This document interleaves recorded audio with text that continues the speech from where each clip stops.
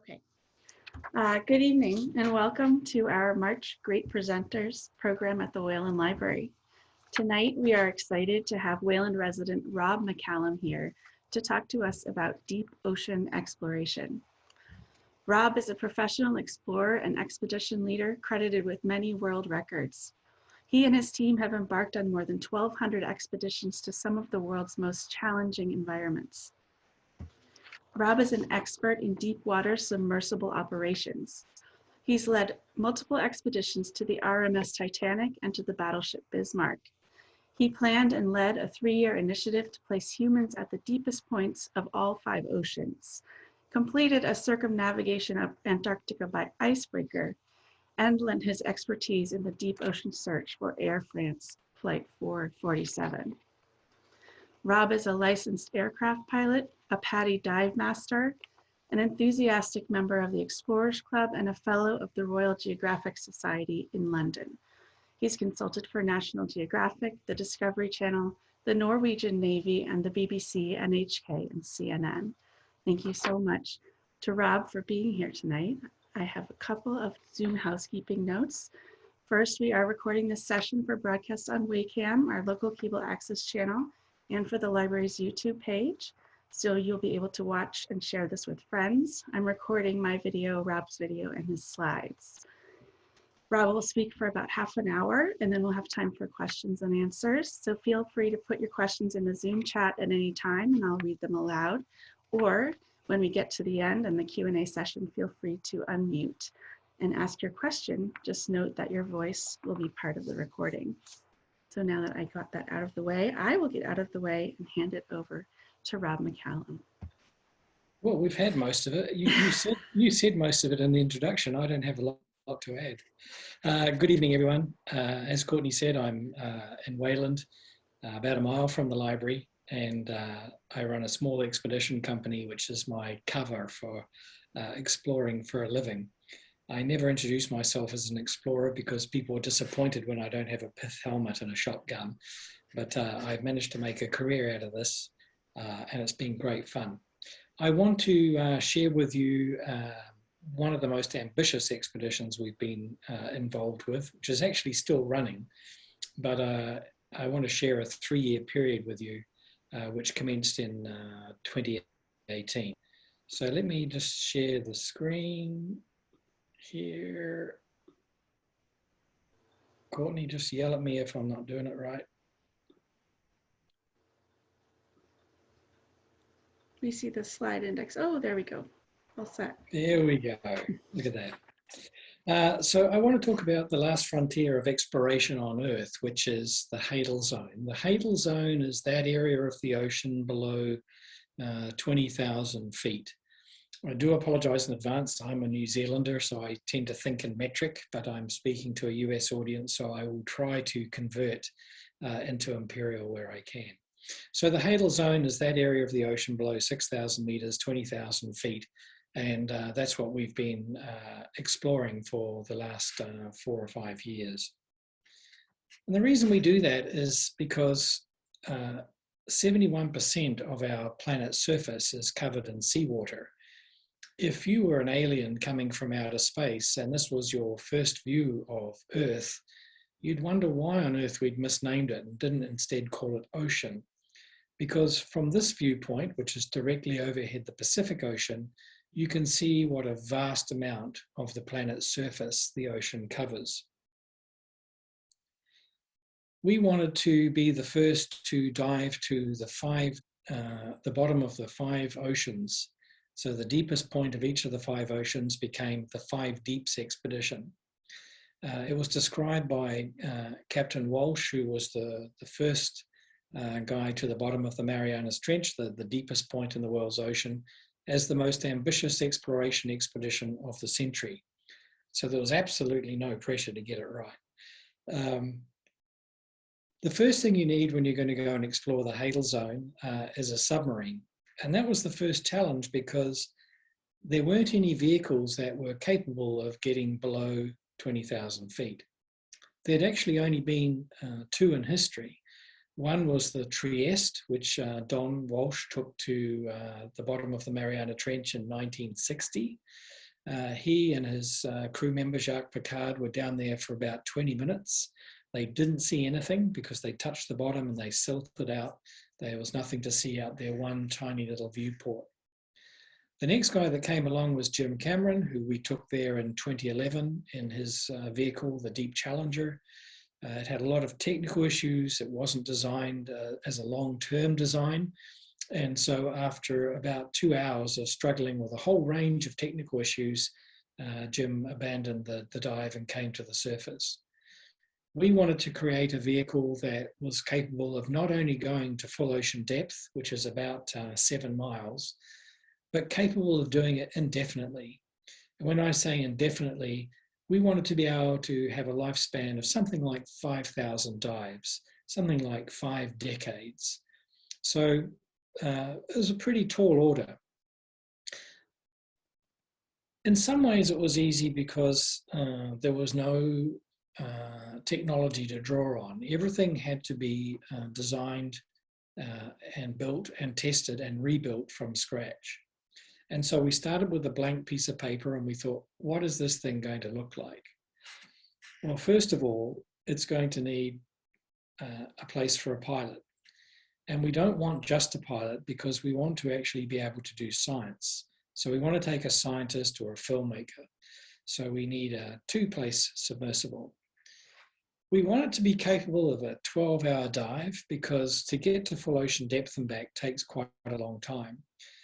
So we need some form of comfort, some comfy chairs, and a lot of control mechanisms to make sure that while we're down there, we can maneuver and operate the craft to best effect.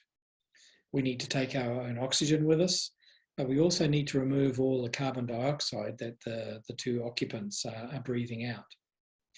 We need emergency life support because this is what we call a classed vehicle, a certified vehicle. And to have a certified submersible, you need 96 hours of life support. You need to contain all that in a pressure vessel or a pressure hull, something that keeps the occupants safe from the crushing pressure outside. And so we had to have a 3.5-inch or 90 millimeter thick titanium alloy hull. It's a really thick hull. On top of that, we put a hatch, obviously, so the occupants can get in and out of the vehicle. And then we put in 3 viewports, one on each side of the vehicle, one for each occupant, but also one larger one facing down so that you can see the bottom of the ocean down between your feet. You'll notice that the hull is not one piece. It's actually 2 hemispheres that are not welded together. They're actually just bolted together, and they're actually bolted quite loosely. And that's so that the hulls can actually move as the pressure comes on, and then again as the pressure is released on the way back up again. As with all submersibles, what keeps them together is the pressure of the ocean compressing on all sides at the same time. Then we need a few toys. We need cameras, lights, sonar, an altimeter. We need a chassis, something to mount everything onto, something to give it structure. And then we need a handling frame, something that we can lift the vehicle with. We need 10 thrusters because we wanted this to be like the sports car of the deep, with excellent maneuverability for maneuvering around wrecks, shipwrecks, or getting in and around sort of tight spaces like caves and seamounts. We needed 6 batteries. We needed not 1 set of redundant batteries, but 2 sets of redundant batteries. And together these weighed a colossal, in pounds, it's about 1,500 pounds of weight. To counteract that weight, we needed buoyancy. And so we started adding buoyancy foam. And this is not foam that you've ever seen before. This is called syntactic foam. And it's a specially made product that is really only used in the Hadel Zone. It's microscopic glass spheres which are held together in a very compact resin and then coated on the outside with a gel coat to give it a nice finish. And so we needed a lot of foam to counteract all of the weight of the hull and of the batteries and of the occupants. And then on top of that, we had a manipulator so that we could pick things up off the bottom. We wanted to have 2 sets of weights. One is a surfacing weight and the other is a freeboard weight. And these are bundles of sacrificial weights which are held onto the bottom of the vehicle to take it down to the ocean bottom. They are held on electromagnetically. They can be released, and once they are released, the vessel becomes buoyant again and returns to the surface. We also have variable ballasts, which are little, about the size of a beer can, steel weights.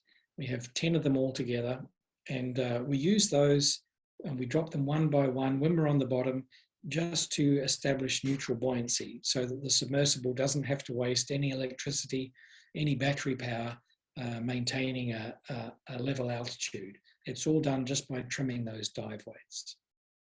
We have a modem so that we can navigate with our landers on the bottom, and I'll come back to those. And then we need a streamlined fairing.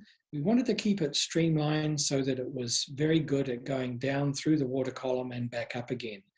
And someone once described this as like a pillow shape. And it is like a pillow shape. It's exactly what it looks like when you see it in real life. It's sort of based on an axe head design. If you drop an axe head into the water, it'll fall down through the water column in a very efficient manner. And given that this vehicle is going to spend most of its life either going down to the seafloor or back up again, that's why we gave it the shape that we did. And then on the top, we needed some ballast tanks, which we can fill with air if we want to float on the top, or fill with seawater if we want to sink. And then we need some way of getting the occupants down to that hatch.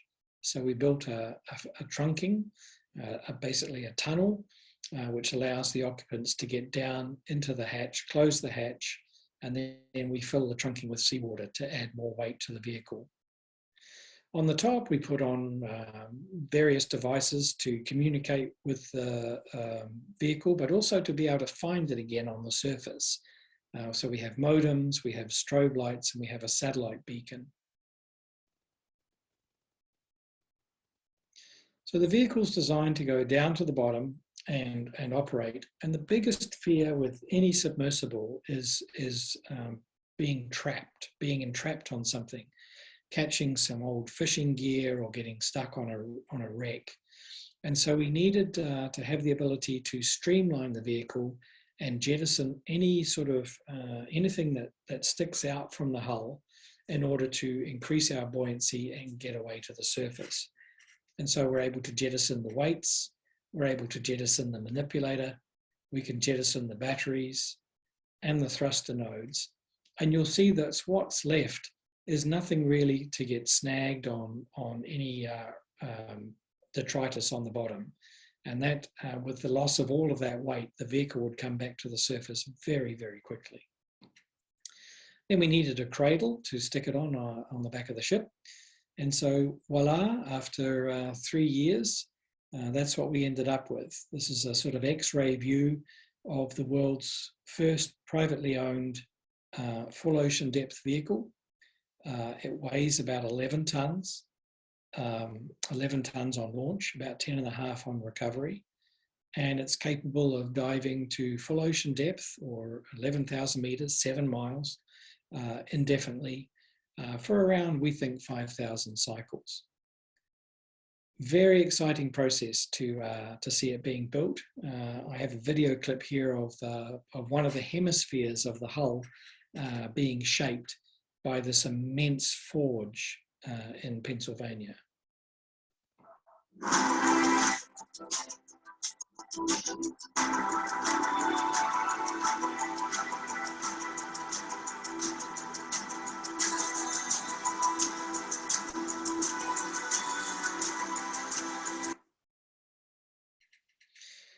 So the submersible was described as the most significant exploration vehicle since Apollo 11, because essentially it's the pathfinder to the last frontier of exploration on Earth, the Hadal Zone.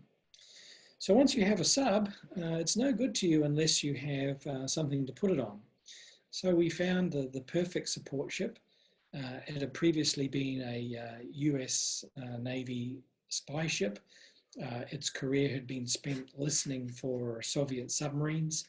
It used to cruise on ultra long range missions with a long acoustic array deployed behind it.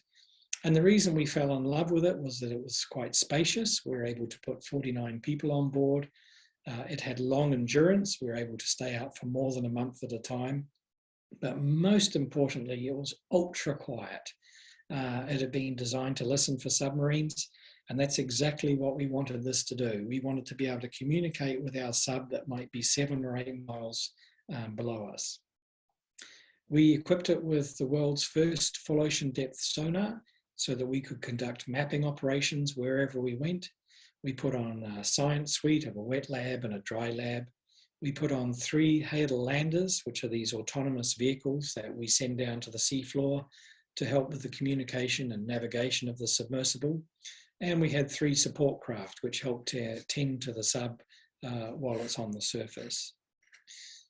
So when we set off, there was a great deal of trepidation because we had a prototype submersible, a new ship that had never been used for this sort of work before, a prototype sonar, a team that had never worked together before on a mission that had never been attempted. And a journalist asked me in Florida, what could possibly go wrong? And I just looked at him and was struggling for an answer that made sense. But virtually everything could go wrong, and it did. So the first step was sea trials. And when people talk about sea trials, they're normally talking about trialing the vessel, testing the vessel to destruction, giving it a hard run, seeing how she performs when she's going fast, how she's going slow, how she turns, maneuvers, making sure that every system on board works. But of course, we were not just doing that for the ship, we were also doing it for the sub, and for the landers, and for the tenders. And most importantly of all, we were doing it for the team. Because we didn't have any systems or processes. We had to actually learn by doing, which is a euphemism for learning by breaking. We had to go out there and try things and fail in order to learn from them and write the playbook. Because we didn't have a template to follow, we didn't have a recipe to follow. This was really feeling our way every step of the way.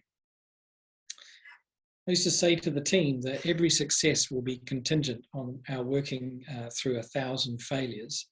And my plea to them was just to try and space them out a bit. If we had too many failures at one time, that would be the end of the mission. We certainly didn't want a colossal failure that would lead to someone getting hurt or worse.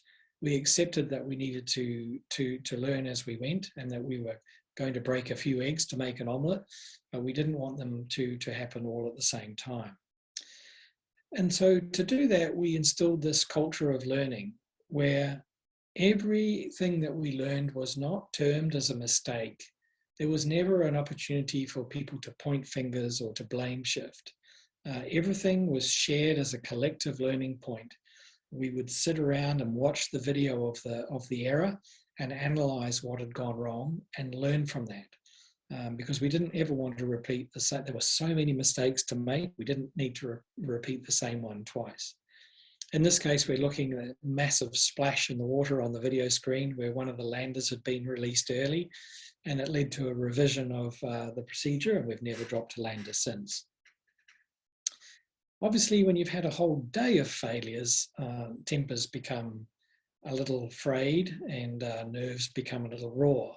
But by working together and not having the opportunity to involve any ego, no point scoring, no blame shifting, no political infighting, it created a real culture where we learnt every day and we were actually quite proud of the mistakes we made. Somebody quoted me as saying that, rejoice, because if it fails now on sea trials, it's not going to fail in the Southern Ocean. And the Southern Ocean is a very tough place. So if it fails in the Southern Ocean, we'd be in real trouble. So sea trials were very demoralizing at the time, but looking back were the key to our ultimate success. We fitted the EM-124, this Norwegian-built sonar. We had the first one in the world, serial number 001. And we used that to map the seafloor at colossal depths, all the way down to 36,000 feet below us, in exquisite detail. So here is an image that shows what the seafloor looks like at 7 miles down. And those white lines you can see are 30-foot contours. And the yellow points, the yellow squares, are where we're going to put our individual landers on the bottom. So we became so good at this that we could actually deploy a lander on the surface. And landers can't maneuver. You just literally drop them and they sink to the bottom. We're able to drop them within 100 feet of where we wanted them, even though they were descending down 7 miles below. And the beauty of it was we knew exactly where they were going to land because we had a perfect 3D map of it. So they became a very useful planning tool. We're able to map the area and then design the dive around a very accurate map. Here's a lander. They are about the size of a big American household refrigerator, a big double-door refrigerator. They weigh about a ton, about 940 kilos, 2,200 pounds. They have a lot of syntactic foam on them, which gives them their buoyancy. That's the white material that you can see there. And then underneath they have a big weight, a big sacrificial weight, which we can release acoustically to bring it back to the surface. In the middle, you can see beacons and aerials and iridium phone antenna, which allow us to find the lander when it comes back to the surface. And in the middle, you can see a lifting point. And then just to the left of that, you can see this black cylinder with a silver ring around it. That's the modem. That's the microphone that allows us to talk to the sub and for the sub to talk to the lander. And so by having modems on the ship and on all 3 landers, the submersible is able to triangulate its position between all those other vehicles. And therefore it knows exactly where it is at any given time. We went out and we dived and we dived and we dived, and we spent 4 months just perfecting our diving technique, perfecting our recovery technique, so that not only could we get the sub down to exactly where we wanted it to be, we also knew exactly where it was going to surface when it came home again. We practiced our recovery so that we could get it onto the ship in any weather, because of course when you're diving to full ocean depth, the weather is going to change in the 12 or 14 hours between launch and recovery. And so sometimes we were learning to recover in very bad weather. This was our first dive first very deep dive, and the first of the five deeps. This one was the Puerto Rico Trench, which is the deepest point of the Atlantic Ocean. That's the president of Triton Submarines, hunched over listening to the submersible, telling them that they'd reached the bottom, and I'm giving him a big pat on the back as the crowd goes wild. Courtney, can you hear me? Yes, we can hear you. Can you see my screen? Yes, I see the photo and you. Oh, okay, because someone just came in and said they couldn't see my screen. Oh, no. I'm not sure if that's a common problem. I see it on 2 computers. Okay, great. So this was the recovery of the sub after our dive into the Puerto Rican Trench, which I think from memory is about 27,000 feet. This was a colossal day, because this was the day that we knew that after 4 years of planning and building and perfecting, that we actually knew that we were going to be able to go around the world and successfully dive each of the deeps in all of the main oceans.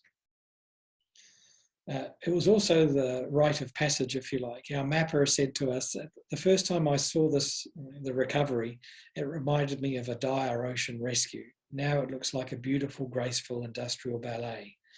And that's in reference to the fact that our early launches and recoveries, there were people sort of yelling and screaming and waving of hands and gesticulating, and it was just really learning by doing. But by the time we got to Puerto Rico, we had perfected that. And so we were ready for the major leagues. We were ready to head off around the world and do these 5 deepest points. So slightly to the left of center, you can see the Atlantic Ocean, the Puerto Rican Trench.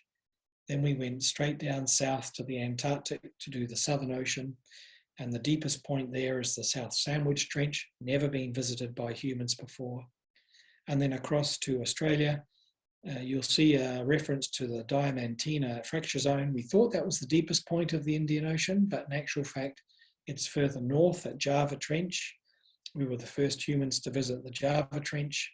That was deep number 3.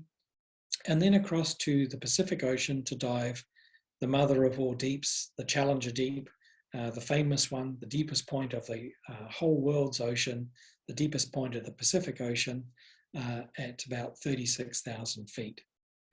Then across to the Tonga Trench. The Tonga Trench is the second deepest on the planet, also over 10,000 meters. And then around and up to the north, up to the Arctic Ocean to dive the Malloy Deep, which is relatively shallow at 18,000 feet. Along the way, we learned a lot of tricks. We learned to launch and recover in the dark. And that was important because we actually prefer to work in the dark. The reason for that is that it's much easier to see the strobes and to see the lights of the submersible, and it makes no real difference to the recovery. And so we perfected night operations. We also perfected diving in very rough water. Initially, we had hoped that we would be able to dive in water of 1 to 2 meters, waves of 1 to 2 meters. So like 6 feet, 7 feet. But we got to the point where we could comfortably dive in waves of 12 to 16 feet. So it's not that we would set out to dive in those conditions, but again, if the weather changes while the sub is away, we have the ability to recover in almost any conditions that the ship can stand. This is our office.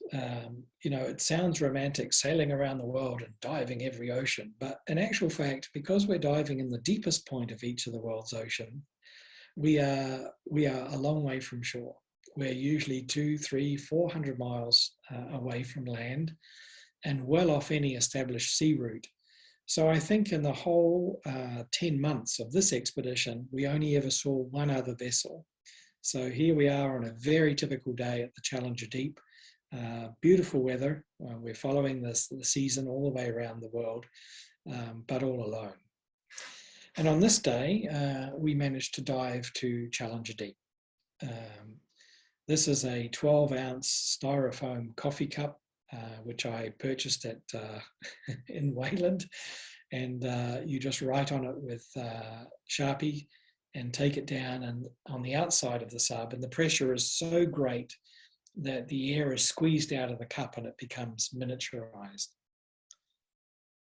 It's hard to describe the pressure that the submersible is under, because I can tell you that it's 1100 bar or about 16,000 PSI, but unless you're an engineer, it doesn't really make any real impact on your thinking. It's about 8 tons per square inch in layperson's terms.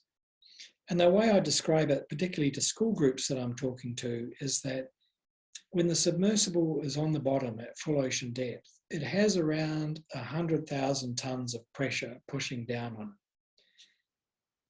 That's equivalent to adding the weight of a fully laden 747 on top of the sub every single minute that it's descending down through the water column. And we descend for about 240 minutes. So if you can imagine adding 400 tons of weight per minute for nearly 4 hours, it's a demonstration of how incredibly strong this vehicle is. So Victor, the guy on the right, became the deepest diving human of all time. He's there being welcomed to the surface by the guy on the left, Professor Don Walsh, who was the pilot of Trieste in 1960. And in this image, I think I can see the baton being passed from one generation of submariner to another. Don has just turned 90, and he is still so happy that he got to see a vehicle, a reusable vehicle, that can repeat his 1960 feet again and again and again for future generations. During this dive, we also broke another world record, and that was the deepest recovery of all time. This is one of our landers stuck on the bottom. You can see that it's got its feet stuck in the mud. That's caused because the mud there is so silty, so sort of sticky. So the next day we sent the sub down to give it a little bit of a wriggle and free it up so that it would return to the surface. And that was a fairly significant moment in ocean exploration, because up until this point, anything that had been lost below 20,000 feet was lost forever. It was never accessible to humans. Now we actually have a vehicle that's able to go to any depth in any ocean at any time and recover anything off the sea floor. We got to see the first woman to full ocean depth. This is astronaut Kathy Sullivan, 3-time astronaut in the space shuttle, the ex-head of NOAA, who became the first woman to reach full ocean depth. We did a lot of science along the way. This is our chief scientist. You can see the critter that he's got on the board there that he's photographing. But here's my own photograph of the sort of catch of the day. And that's my hand to the left, which gives you a sense of scale. Some real fantastic creatures coming up from the depths. And eventually, after 10 months, we got up to the Arctic. We dived the Malloy Deep. We timed it perfectly. We were there just before the ice came back in again. It was a bitterly cold day.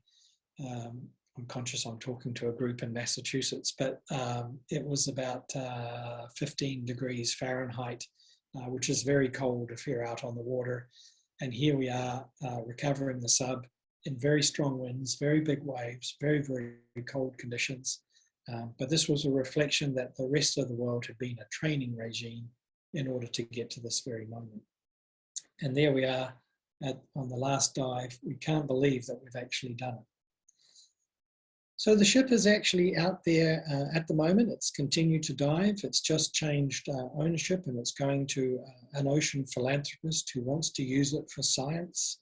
It's going to be used for, he's going to pay all the bills, and the vessel is going on to explore every ocean in detail and gift that information to humanity. So it's a tremendous gift. By the numbers, we did 400 lander deployments. Oh, well, that's the end of that. It was the last slide anyway, and it's failed. Can you still see me, Courtney? Yep, we can see you and your desktop. There we go, just you. So we've what that slide was going to say is that we've mapped about 3.5 million kilometres of square kilometres of seafloor. We've discovered, we've taken around 100,000 samples. We've discovered hundreds of new species. It'll take years for them to be fully described because it takes quite a long time to go through that process. But this is only the beginning. This is like the Model T Ford of ocean exploration. And we're already in the design phase for the next vehicle, which will be very similar to this one, except that it'll have a transparent hull. So you'll have full 360-degree visibility. Okay, that's me. Happy to take questions. Thank you. Thank you so much, Rob. What will the transparent hull be made of? I mean, the easiest thing to say is glass, but obviously it's not your everyday glass. It's a specially formulated mixture, which is in design at the moment. But that's the plan. Thanks.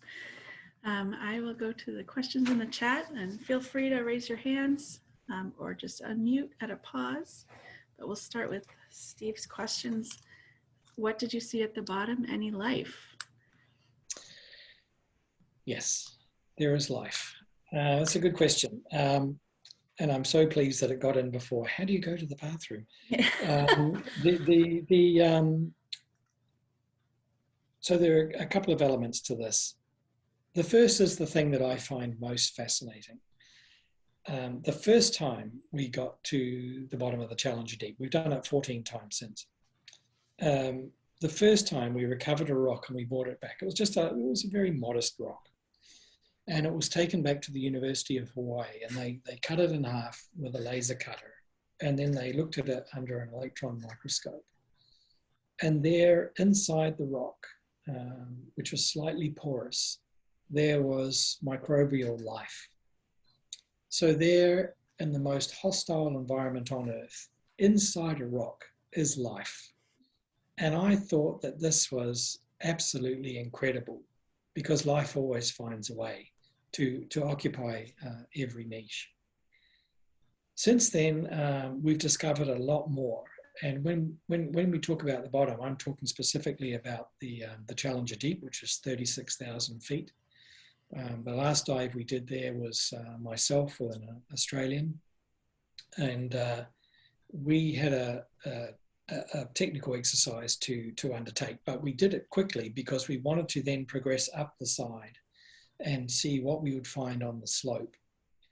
The reason we did that is that while everybody is fascinated with getting to the deepest point is actually a sump.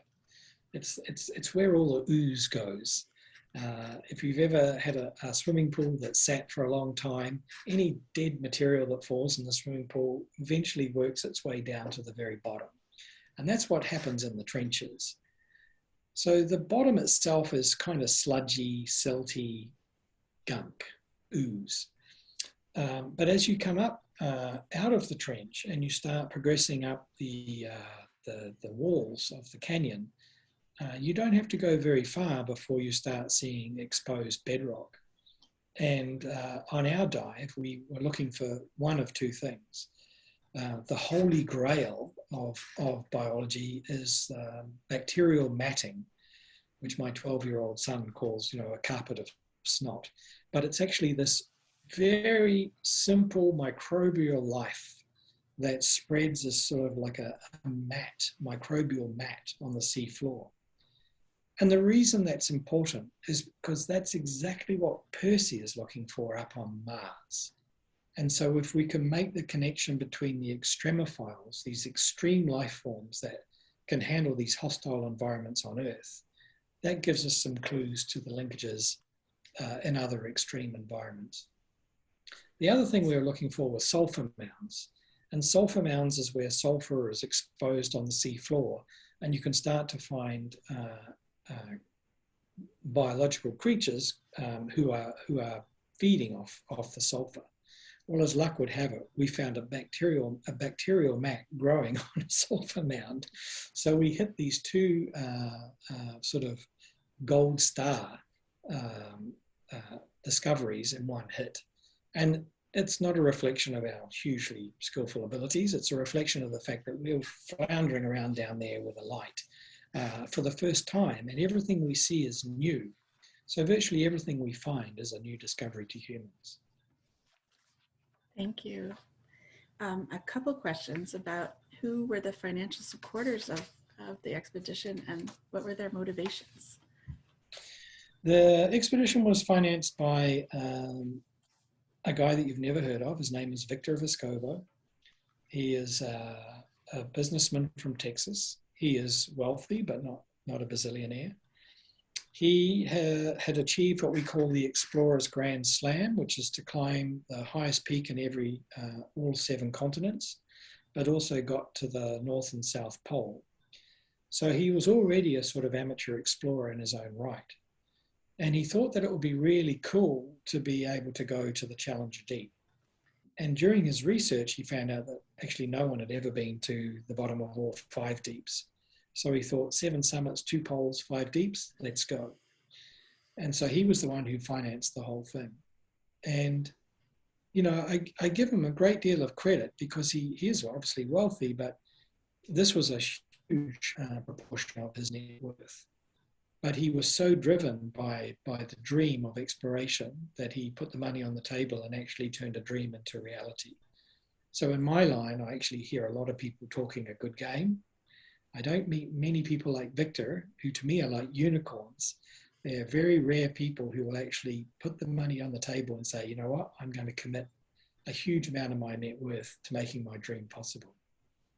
Wow. One more biology question, and then we have a bunch about the ship. Have the biological findings been published yet? They are just starting to be published. If you go onto the website Caladan Oceanic, C-A-L-A-D-A-N, Caladan Oceanic, you'll start to see them appear there. But it takes a very long time for a paper to be published, usually 2 or 3 years. So the ones you're seeing now coming online are the ones that were discoveries during 2019. But the rate of publication is increasing rapidly.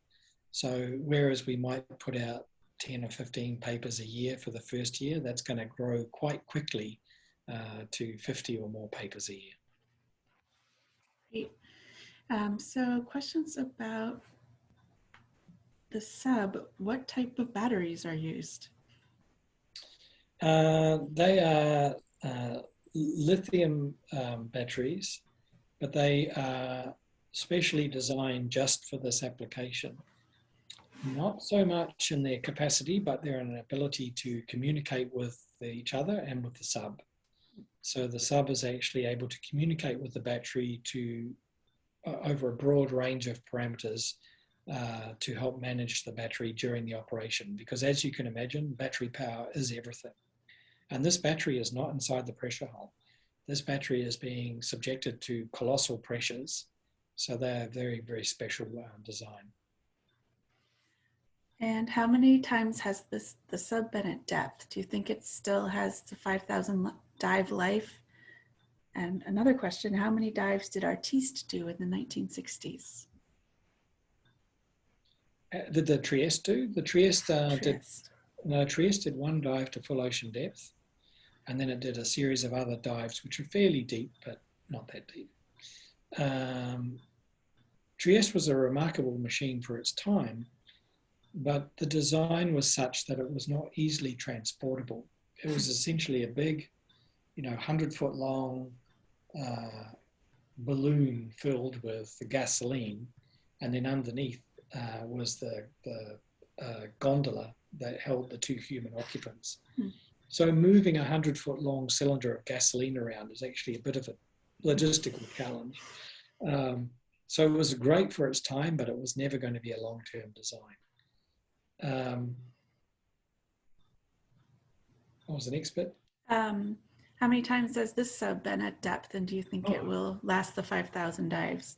Yes, it'll last indefinitely. It's just finished its 99th dive. The hull will easily last 5,000 dives. To show you how strong it is, the dives are not even recorded until it gets below 4,000 meters, about 18,000 feet. I mean, there isn't enough stress on the hull to actually register. So it's an incredible machine. It's designed to operate successfully for decades at full ocean depth. Oh. Question about the occupants. Do they need to decompress after the dive? No. The hull is sealed. So you're sitting inside a bubble of titanium. And so there is no physiological stress at all. You don't have any sense of pressure. You don't have any sense of movement. It's a very, very relaxing experience. All you can hear is the sound of the computers whirring away and your own breathing. It does chill down over a period of 10, 12, 14 hours. It does get cooler in the sub. So we generally put a puffer jacket or a sweater or something on. But once you climb out of the sub, unless there's been a significant pressure change on the surface during the day, your ears won't even go pop. Wow. Because the pressure in the sub is exactly the same as it was when you closed the hatch. Wow. We have a few questions about, I guess, the business side of things. I'm going to bundle them all together. How did you get involved? I would love to know who is on this team. Like, what are the 40 people, and what are the roles that are necessary to be on the ship when you have an expedition? And then the follow-up is what's your next adventure? The team is divided up into sort of 6 key departments, if you like. The sort of ship's crew, the nautical crew, the people who keep the ship operating are about 22 in number. So that's 3 rotations of engineers and bridge officers, plus all the deck hands who operate the cranes and machinery and operate the small boats.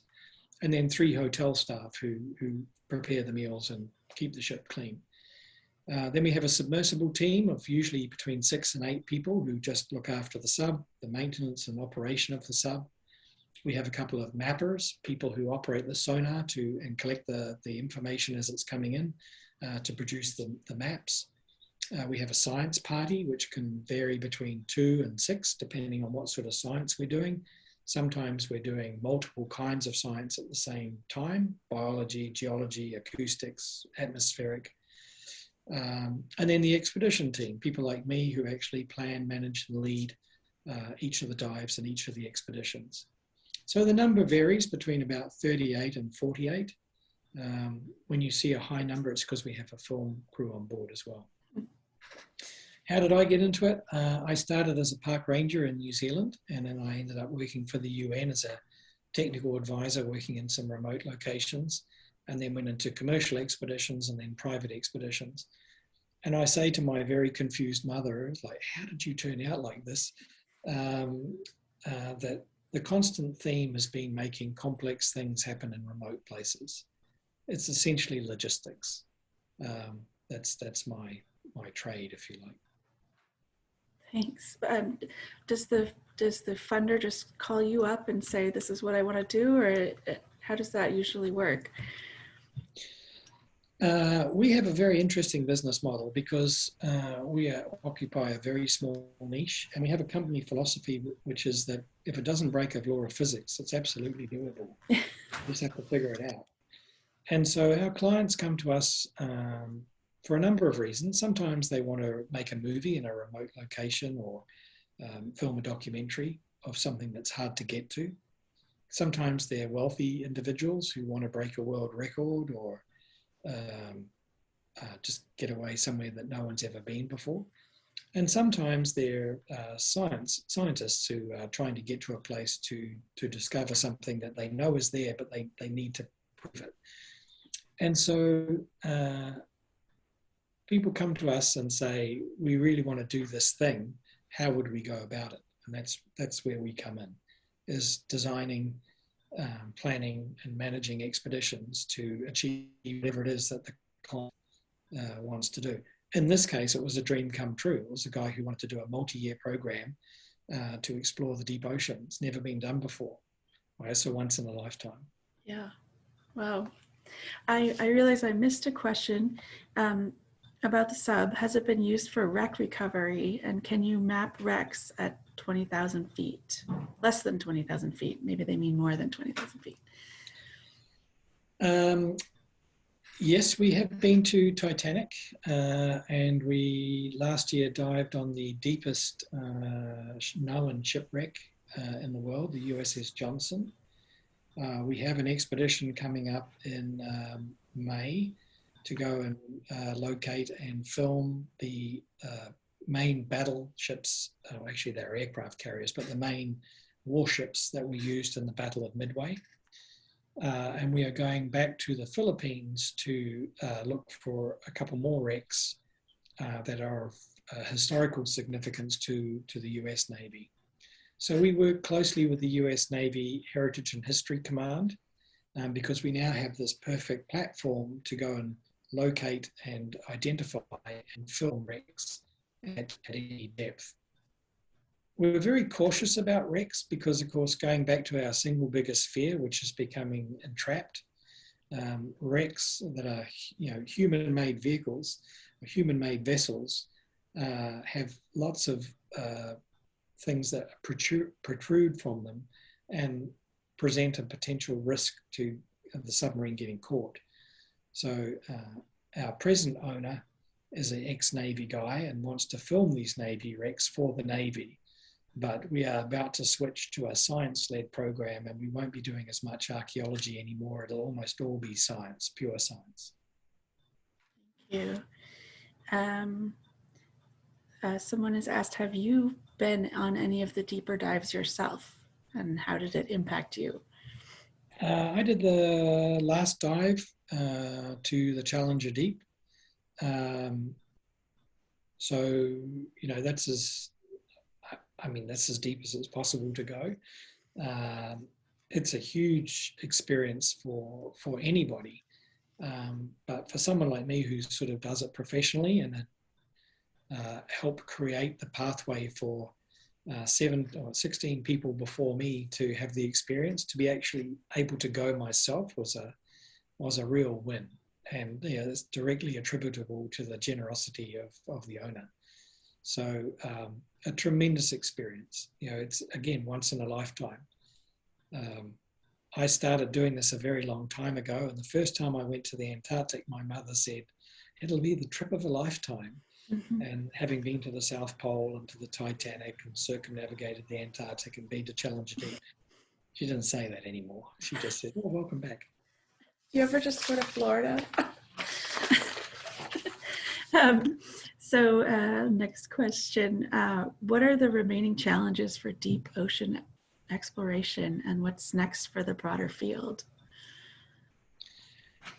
I mean, we are at the dawn of the age of exploration of the deep ocean. I mean, we've done 99 dives, 99. We have 71% of the planet covered in seawater. The average depth of the ocean is 4,000 meters, what's that, 12,000 feet, 13,000 feet. That's the average depth. We've only just got the ability now to go below 20,000 feet. So that bit from 20,000 feet to 36,000 feet is almost completely unknown to us. So we are going to discover the last 2% of our understanding of ecology. We're going to understand how life was formed on our planet way back in the beginning. We are going to discover new compounds that will be of use to humans for a whole range of purposes. We will discover new species, new understandings of how ecosystems develop. And, if you go back to, I think it was the late 70s when they discovered chemosynthesis, entire ecosystems which have never seen sunlight. They are reliant on chemicals coming out of these hydrothermal vents. That was a whole ecosystem discovered by humans in the 70s. I guarantee that we're going to discover more ecosystems which we've never even imagined. I often say to people, it's like we are so new at this, we barely understand what questions to ask, let alone what the answers might be. Thank you. Any last questions? And just have the depth of all the oceans been measured? We have measured the deepest point of each of the oceans. Interestingly, when we started, it was sort of like seeing behind the screen. Like step 1, get a submarine. Step 2, get a boat. Step 3, got to have some way of communicating with the submarine, so get some landers. And then it was like, so right, let's go and do the deep bits. Well, where are the deep bits? Oh. And no one really knew. I mean, there were lots of places where depths had been recorded over the years, but no one was really sure. And so we funded a study to actually work that out. And what we found was that places that had initially been thought of as the deepest places of each ocean were often hundreds of miles out of place and many thousands of feet in error, vertical error.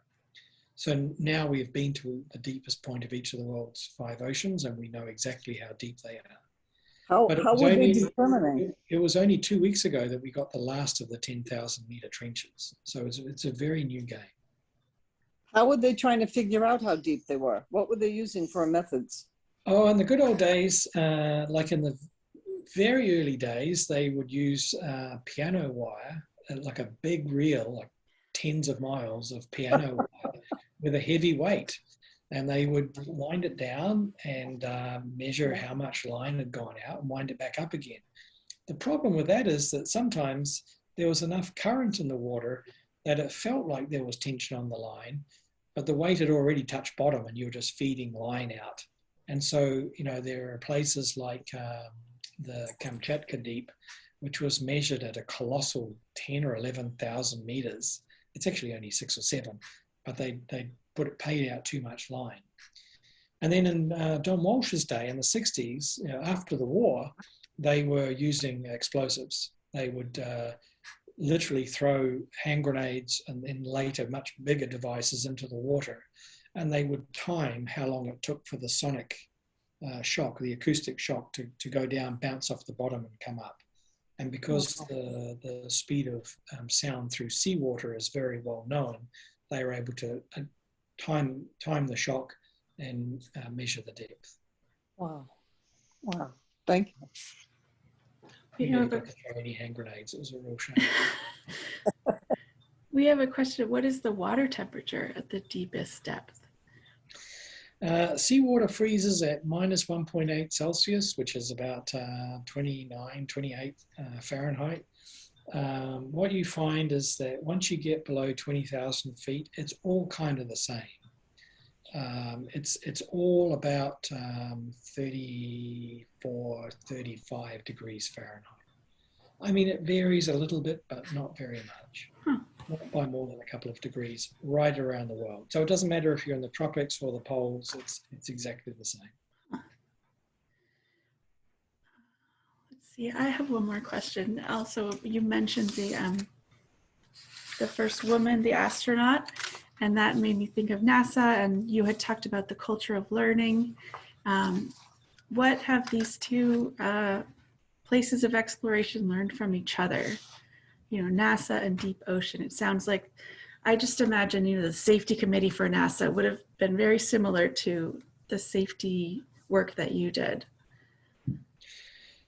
It's a very interesting point. You know, back at the time when Don was doing his deep dives, I mean, he made the cover of Life magazine. There's a very famous photo of he and Jacques on top of the Trieste.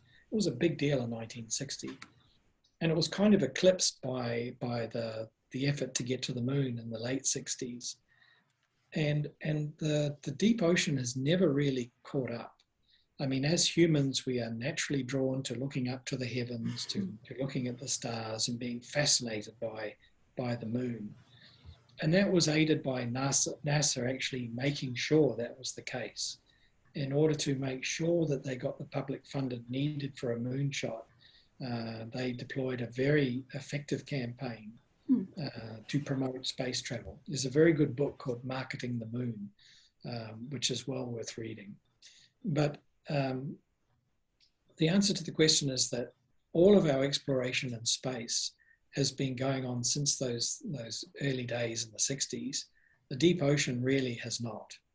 Don's dive to full ocean depth was not replicated until we went back with Jim Cameron in 2011. So 50 years had gone by before the feat was repeated. We came along in 2019 and we've since done the dive a number of times. But that's that's an illustration as while humans are getting further and further away from the planet, we haven't actually explored our own inner space yet. Wow. In terms of what we've learned, we got to learn from NASA, from the space program. They have not learned from us because they're further down the road than we are. It's interesting when you compare the vehicles. You know, when you look at the engineering, a spacecraft is really only dealing with a pressure differential of 1 atmosphere. Inside the capsule, 14.7 pounds per square inch, just like it is here right now, 1 atmosphere. And then outside there's a vacuum, there's no pressure. So the spacecraft can sometimes be very thin, in some cases as thin as a Coke can, because it's only having to deal with that one atmosphere differential. We're dealing with a differential of 1,100 atmospheres, where on the outside of the craft, the spacecraft, the submersible, there's 8 tons per square inch. The difference between the two is that when you go into space, you have to strap yourself on top of a bomb. And we don't do that. Everything we do is quite general and the pressure comes on slowly. It's not like a space launch where you ignite the thing and stand well back and watch it go. Oh, that's funny. Thank you. Any last questions? Thank you all for coming. Yes, thank you so much. See you around Wayland. Yes. And our next presentation is in April with Dr. Andrew Eyre about medical simulation. I hope you'll join us, and I will send out the recording of this in the next week or so. Thank you so much, Rob. This has been wonderful. Yes. Thank you. Everyone Next time we do it in person. Yes, definitely. Have a great night.